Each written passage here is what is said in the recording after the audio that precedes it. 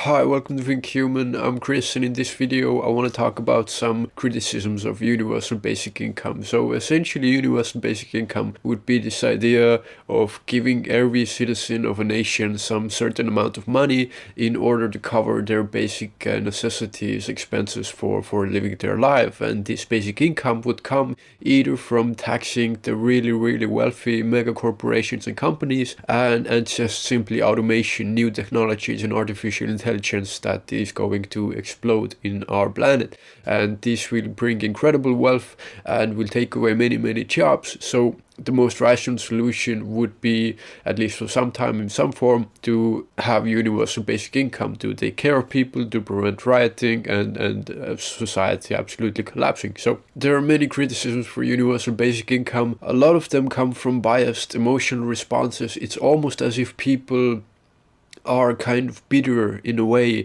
and this idea kind of that I work for what I get and no one should get anything for free. But this is a really old and stubborn kind of idea when we get to this new world of technological advancement. One of the criticisms we hear for UBI is that people will be lazy and do nothing. I would say to this that think of yourself. If you would get, let's say, $1,000 a month, what would you do? Would you just sit on your couch and do nothing? Maybe for a little bit, maybe for a while, but the idea being that most human beings, we have something in us, something that we're passionate about and something that we want to do. If you were given this extra boost in your income, it's very likely that people would need to worry less about these kind of basic necessities and they could focus on their higher values. What do they really want to do? Maybe they're in a bad relationship or job and they could use this money to make a safe transition to another position or place. Countless women who have children who could take better care of them, because it's really difficult to grow a child and go to work at the same time, especially for single mothers, including single fathers.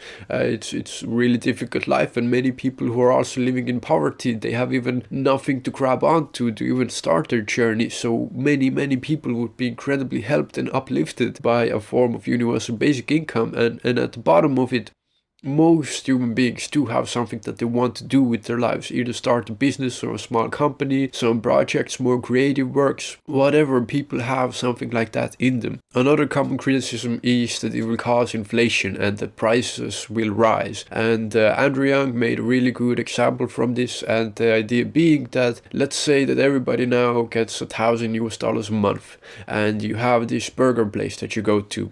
And before, the burger was like $10 and now the burger is $20. Now, what happens when you go to this burger place?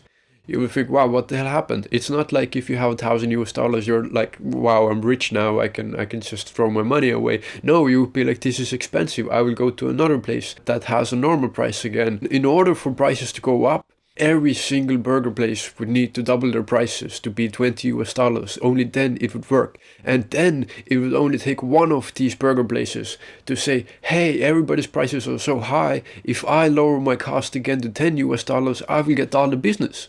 And then what do? You go to the cheapest place and then everything is normal again. So this kind of higher price doesn't work in this kind of way. And $1,000, the proposal for that Andrew Yang has offered, this is, below the poverty line. It's somewhere around there, quite close. So it's not as if people get really rich. There would still be price sensitivity among people. Another question is, how do you pay for universal basic income? And I talked about this at the beginning of the video. So there is a lot of money in the world, and pretty much every developed advanced nation could have some sort of universal basic income if they would change their welfare systems. The one proposed by Andrew Young is opt-in, so you can choose. If you're making like $700 for food stamps or whatever welfare systems, then you could choose that you get this $1,000 a month, and then you can get a new job and earn even more money, and you don't lose your benefits. Currently the system is set up in a way, if you get these benefits of, let's say, $700, if you earn like above a certain amount, then the benefit will be taken away. So the motivation for actually doing more and starting business or trying something new goes away, because if you start something new, you lose a huge chunk of your actual income. So like I said before, this should be paid by automation, artificial intelligence.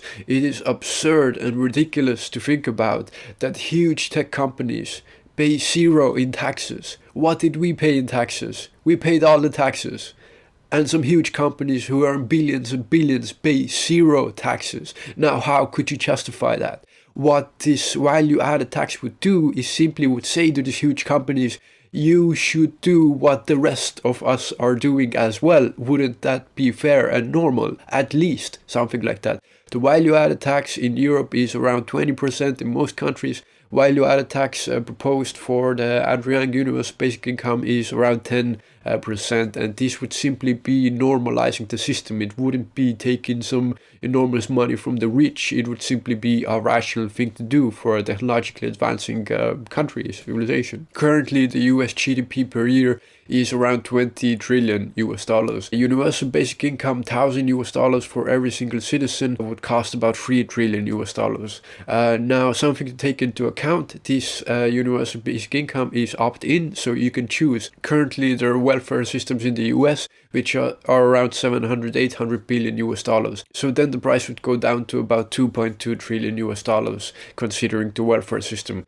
One thing to notice as well, where will all the money go? All the new money, where will that go? It won't disappear like it does in the big companies. It will go back into communities. It will grow communities and it will grow the GDP, and money will also be taken from taxes from every single dollar that goes into the economy. So in short, there is the value-added tax for huge tech companies. There are thoughts of actually taxing machines and robots in factories doing work to make some kind of a system where the same way how workers in factories now pay taxes, these robots will also pay some kind of machine automation tax. There are some thoughts about artificial intelligence systems having same kind of thing, but essentially a welfare program that you currently have, this would take care of a lot of it. Value-added tax, there won't be no additional tax for just citizens as they are. All of this vast amount of money will go back into the economy, growing it. So this is a lot more manageable than many people think. I think it's an incredibly interesting idea, and this is something that we really should think seriously about if we're thinking about the future. Where will future go? We will only see more and more automation, artificial intelligence and technology.